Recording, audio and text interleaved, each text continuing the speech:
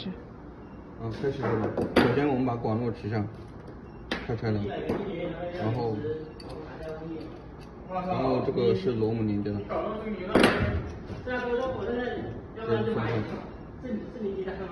然后这个也是，我先取下这个，镊子，这个硅胶垫去除。这个前面也是一样的。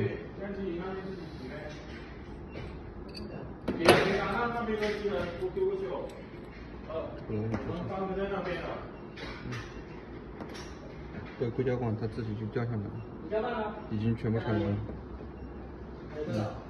你可以看一下哪个地方就是专门的这个检查一下，就是检查出进行一个清洗就可以了。